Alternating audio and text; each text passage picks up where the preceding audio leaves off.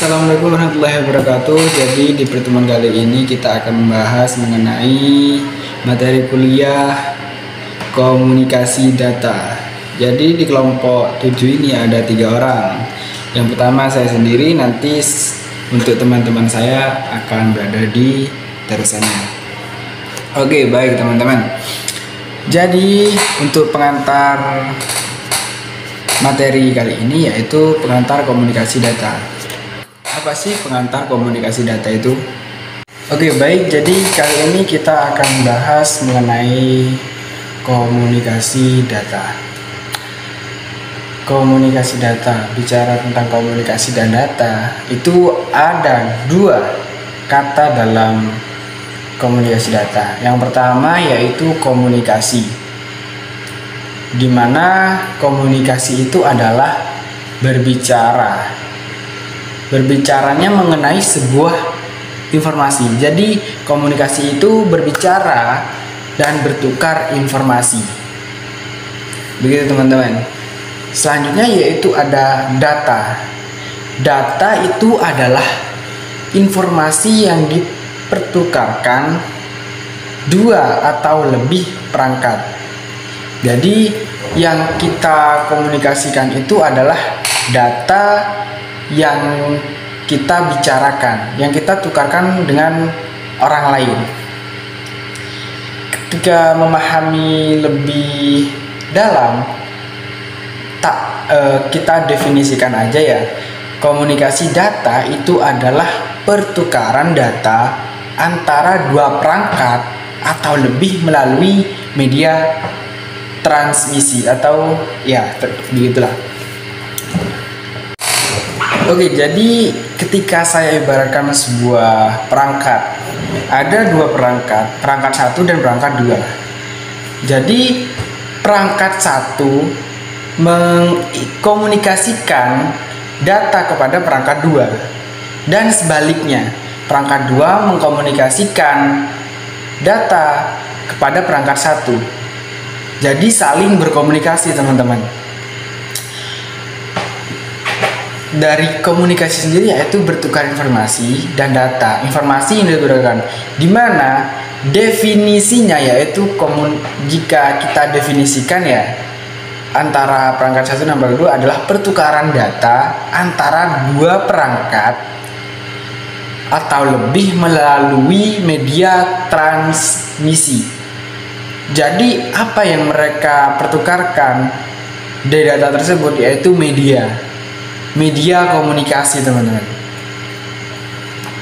Oke, selanjutnya bagaimana cara mengkomunikasikan data itu supaya baik dan sesuai dengan apa yang kita mau. Oke, ada 4 parameter dalam komunikasi data. Yang pertama yaitu tujuan. Tujuan kita mengkomunikasikan data tersebut apa? Supaya dalam kita berkomunikasi itu tujuan kita jelas, tidak bermelenceng dari tujuan kita. Selanjutnya tujuannya jelas. Setelah itu ada penerimaannya harus benar. Jadi siapa yang kita tuju? Si penerima ini siapa? Jadi penerimanya harus benar ya teman-teman. Jangan sampai kita ingin menginformasikan ke perangkat 1, malah nanti jadinya kita menginformasikan ke perangkat 2. Jadi kita harus tentukan dulu siapa penerimanya yang akan kita tuju. Tentunya harus sesuai. Apa yang kita sampaikan harus sesuai, informasikan itu harus sesuai, datanya itu harus sesuai. Jangan sampai tujuannya udah jelas, penerimanya udah jelas, malah datanya yang tidak sesuai. Itu malah melenceng jauh ya teman-teman. Oke, yang kedua, parameter yang kedua yaitu data tidak boleh diubah. Oke, data tidak boleh diubah. Kenapa tidak boleh diubah? Karena informasi yang kita share itu harus benar, sesuai dengan data yang kita cari, yang kita dapatkan terlebih dahulu. Kita harus menentukan datanya kan ya. Itu harus benar, jangan sampai ada yang diubah. Intinya tidak boleh diubah. Kalau diubah nantinya si penerima tidak akan sesuai dengan apa yang kita kirim.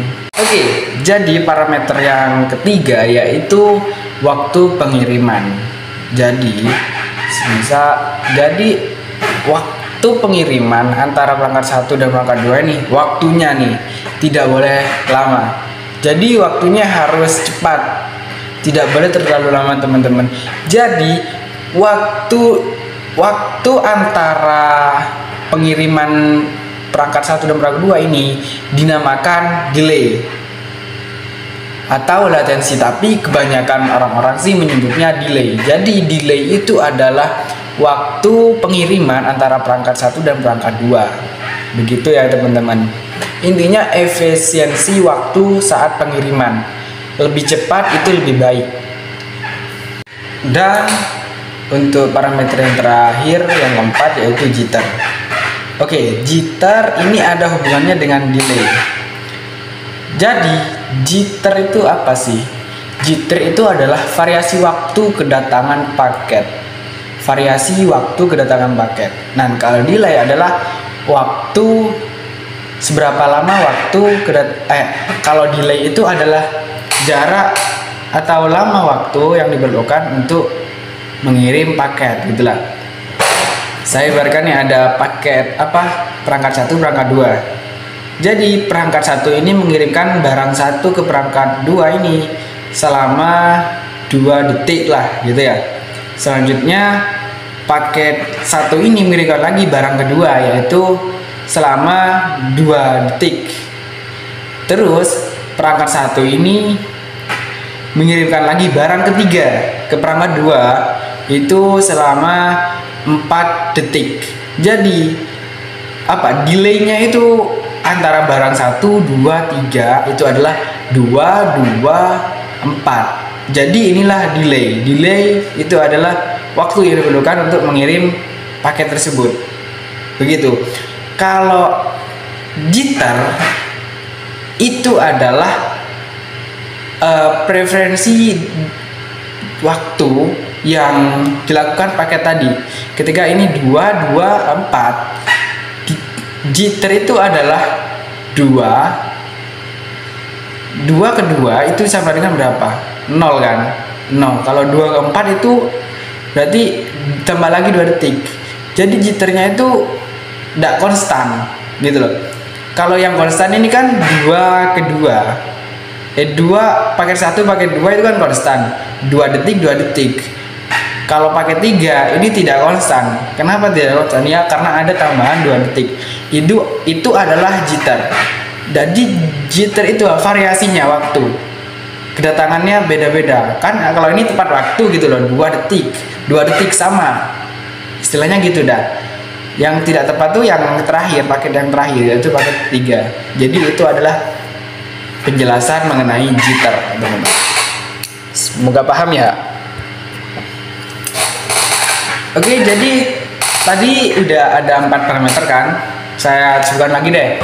Ada 4 parameter. Yang pertama yaitu tujuan atau penerima harus benar dan sesuai. Yang kedua ada data tidak boleh diubah. Jadi data harus benar, gak boleh diubah lagi. Yang ketiga yaitu waktu pengiriman atau delay. Yang terakhir yaitu jitter. Oke. Jadi kali ini saya akan menceritakan mengenai satu pembahasan yang mungkin kurang jelas tadi ya, teman-teman. Jadi yang saya jelaskan itu mengenai delay itu antara jarak waktu itu kan ya. Delay, dimana delay itu harus cepat dan kecil. Cepat atau kecil. Ketika kita mengirim suatu data kepada teman kita atau perangkat 1, perangkat 2, kita harus cepat mengirimnya. Batas waktunya harus cepat, teman-teman. Dimana ada data yang kita kirim itu mempunyai berbagai tipe. Ada tipe-tipe yang cepat dikirim. Tipe-tipe cepat dikirim itu seperti apa sih? Oke, kali ini saya akan memberikan contoh yang kayaknya setiap hari kita lakukan ya, teman-teman. Jadi tipe data yang butuh waktu cepat untuk kita kirim atau butuh waktu cepat untuk kita terima, itu adalah salah satunya adalah voice telepon lah, suara. Ketika kita teleponan, WhatsAppan gitu, teleponan dah. Ketika kita teleponan, pastinya kita tidak mau lama-lama dong. Kalau udah lama-lama, ya kita kayak udah apa ya? Kayak kurang menikmati aja gitu loh. Kalau delaynya terlalu lama, kayak teleponan tuh udah garing, mau ngomongin apa gitu kan ya teman-teman. Selain video, selain voice, juga ada tipe data video, dimana saat biasanya kita nonton video streaming gitu ya, pengennya cepet-cepet aja gitu, nggak mau yang lama-lama. Jadi data video itu kita kayak skip ke intinya aja gitu loh. Kadang kebanyakan orang sekarang juga lebih suka tipe video yang memiliki waktu durasi yang cukup pendek, seperti video TikTok, video Reel, Instagram, dan sebagainya. Jadi tipe-tipe data yang cepat dikirim itu adalah voice dan video, dimana voice dan video ini bisa disebut juga real time transmission, seperti itu teman-teman. Jadi butuh waktu cepat untuk memilih dua tipe data tersebut. Jadi teman-teman, yang namanya komunikasi data itu ada yang namanya komponen ya. Itu yang pertama ada pengirim, kedua ada penerima, ketiga ada pesan, yang keempat ada media transmisi, yang kelima ada protokol, keenam ada encoder dan decoder, yang ketujuh ada perangkat jaringan, dan yang kedelapan itu umpan balik atau feedback. Oke, jadi di sini akan jelasin satu persatu ya teman-teman. Yang pertama itu ada pengirim atau sender. Pengirim merupakan pihak yang memulai proses komunikasi data. Jadi pengirim itu bisa berupa komputer, laptop, smartphone, atau yang lain-lain. Nah, tugasnya itu menyusun data dan mengemasnya menjadi paket informasi, lalu mengirimkannya melalui media transmisi. Contohnya itu ini aja kegiatan kita sehari-hari. Contohnya kita WhatsAppan lah sama teman kita. Jadi kita yang mengetik ini, nah, itu bertindak sebagai pengirim. Nah, itu jadi pengertian dari pengirim. Kemudian yang kedua itu ada penerima atau receiver. Nah, penerima ini pihak yang menerima dari data yang kita kirim tadi. Oke. Bisa berupa perangkat keras atau perangkat lunak. Nah, penerima akan mengambil data atau informasi yang sudah kita kirim, lalu mengelola dan menampilkannya. Contohnya ya tadi yang WhatsAppan itu, kita yang ngirim kan kita sebagai pengirim, dan yang menerima teman kita itu menjadi penerimanya. Itu teman-teman.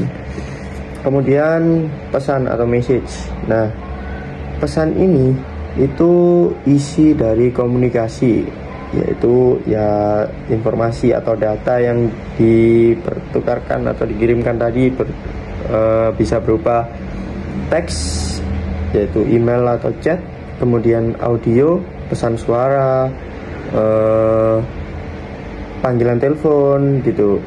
Kemudian video ini bisa ya video call atau video dari rekam kamera gitu. Data digital itu berupa dokumen-dokumen atau aplikasi. Nah, contohnya itu ya seperti file tugas kuliah ya yang kita kirim lewat email itu.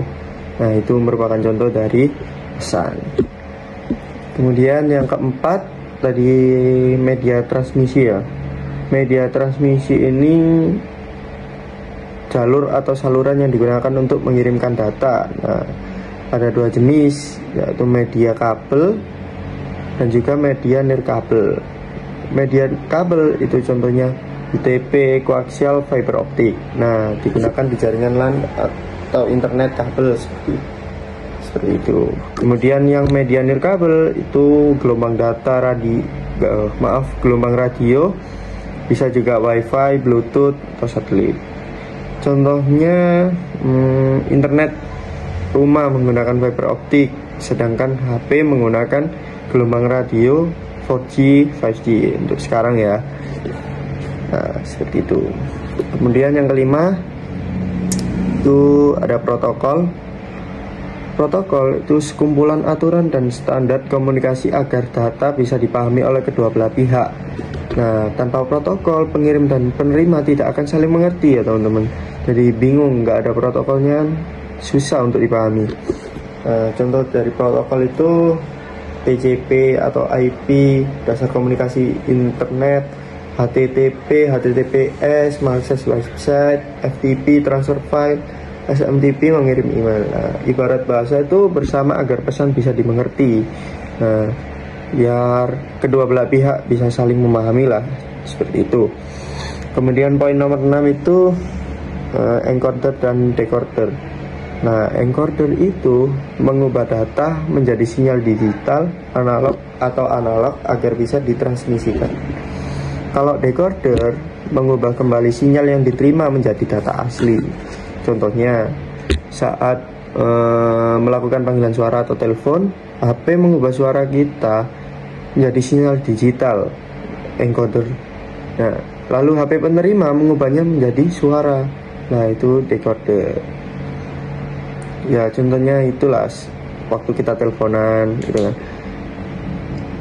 Kemudian poin nomor 7, perangkat jaringan atau network device. Ya, ini yang kita gunakan sehari-hari ya teman-teman buat komunikasi. Ya, kalau sekarang ya, kalau tanpa jaringan itu susah untuk komunikasi, karena di era sekarang kan rata-rata kita berkomunikasi lewat handphone ya teman-teman.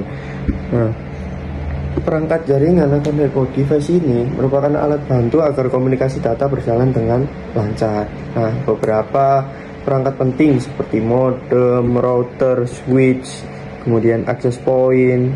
Nah, modem itu menghubungkan perangkat ke internet, sedangkan router mengarahkan data ke jalur yang tepat. Kemudian switch menghubungkan banyak perangkat dalam jaringan lokal. Access point menyediakan akses wifi. Nah, tanpa perangkat ini komunikasi data akan sangat terbatas. Itu teman-teman. Kemudian poin nomor 8 yaitu feedback. Feedback atau umpan balik ya. Ini merupakan informasi balik dari penerima ke pengirim bahwa pesan itu sudah diterima. Jadi mengkonfirmasi lah, dan juga memberikan feedback atau balasan ya, seperti itu. Bisa berupa ACK, tanda dalam protokol bahwa paket sudah diterima. Kemudian respon langsung, balasan chat ya, seperti chatan tadi WhatsApp, langsung dibalas teman kita. Oh, kayak ngirim ya basa-basi lah kegiatan sehari-hari, nanyain di mana, terus dibalas aku di sini ya. Itu contohnya dari respon langsung. Nah, penting lah untuk memastikan data dan tidak hilang atau rusak. Nah, feedback itu seperti itu. Jadi kesimpulannya itu komunikasi data hanya bisa terjadi jika semua komponen utama bekerja bersama. Jadi dari poin nomor 1 sampai 8 itu berjalan semuanya. Jadi tanpa ada salah satu komponen komunikasi yang terganggu atau istilahnya error lah ya, seperti itu. Jadi itu teman-teman komponen dalam komunikasi data. Oke, selamat malam. Saya Isyam Marifi dari anggota kelompok Manaf dan Dengar ingin melanjutkan materi tersebut. Yakni kita lanjutkan dari aliran data, yaitu aliran data adalah arah yang dikirimkan antar dua perangkat yang berkomunikasi. Jadi kayak aliran data, arah yang dikirimkan kayak contoh komputer gitu. ada 3. Yang pertama yaitu ada simplex. Simplex yaitu komunikasi satu arah. Jadi bisanya cuma komunikasi satu arah. Contoh PC, misalkan nih, contoh ada komputer, terus ada PC kan kayak mesinnya gitu, chipset. Terus nanti